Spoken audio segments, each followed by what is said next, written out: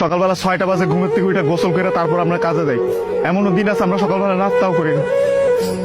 রাতের 8টার পরে আসি কাজ থেকে, আইসা যে খানা খামো ওই শক্তিটাও থাকে না, সেখানে আমাদেরকে রান্না করে তারপর খাইতে হয়। আমাদের কোনো ছুটি নাই। একদিন আমরা ছুটি পাই, ওই দিন আমরা ঘর গুছাইতে, কাপড় ধুইতে, এটা সেটা করতে করতে চলে যায়। কাপড় ধোয়ার জন্য যে মানুষ রাখবো, মানুষ রাখলে তো টাকা যাবে, বেতন দিতে হবে ওদের। ওই টাকাটা বাসায় আপনাদেরকে পাঠাই, তারপর ওইটা দিয়ে আপনারা ফুটানি বানান। এই যে ইস্ত্রি করা, এই যে ভাজ আলা কাপড় বেড়া ঘুরেন। আর এই যে কাপড়, আমরা কাপড় পরতে পারি না ওইখানে। এই যে এখানে দেখেন না ভালো ভালো কাপড় পরে ঘুরতেছি, এটা খালি আব্বা আম্মা আত্মীয় স্বজন দেখে ভাবে যে অনেক সুখে আছে। ওখানে তো জামা কাপড় পরার টাইমই পাই না আমরা। কখন জামা কাপড় পরবো? সারাদিন তো ইউনিফর্ম পরেই থাকা লাগে। রাতের বেলা খাওয়া খাওয়ার পরে এই যে 5টা মিনিট মা বোন বাপের সাথে কথা বলি, ওইটাই আমাদের জীবনে সারাদিনের সুখ। সারাদিন কষ্ট করে ওই যে 5টা মিনিট মায়ের সাথে কথা বলবো, এটার জন্য 16 ঘন্টা 18 ঘন্টা করে আমাদের চাকরি করা হয়। বুঝবেন না আমাদের কষ্ট। আমরা হচ্ছে পৃথিবীর সবচেয়ে বড় মৃত্যু, কারণ আমরা উঠতে উঠতে মিথ্যা কথা বলি। মা যখন জিজ্ঞেস করে বাবা খাইছ না, বলি খাইছি।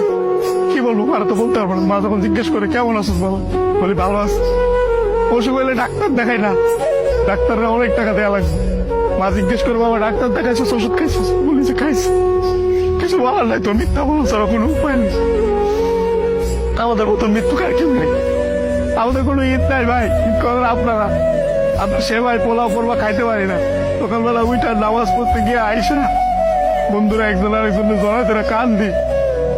তার মা বাপ নাই, কি ঈদ করবো? ঈদ তো করেন আপনারা। আমি আমার মার চেহারা 5 বছর ধরে দেখি না।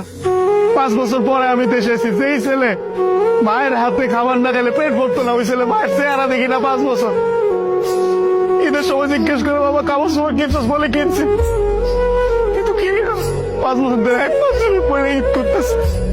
আর আপনারা নতুন নতুন জামা কাপড় পরেন, জুতা কিনা লাগবে, এটা কিনা লাগবে, সেটা কিনলে পরে এটা তো পরে এটা তো সব ধার খরচ করে দেয় আপনাদের ঈদ করার জন্য।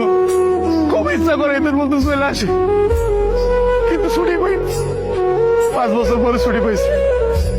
আপনি তো বলেন জুয়া খেলে, মেয়েবাজি করে, এগুলো স্বপ্ন, এগুলো স্বপ্ন, এগুলো আপনারা করতে পারেন, আমরা তো চিন্তাও করতে পারি না। আপনাদের কোনো আইডিয়া নেই ওখানে কত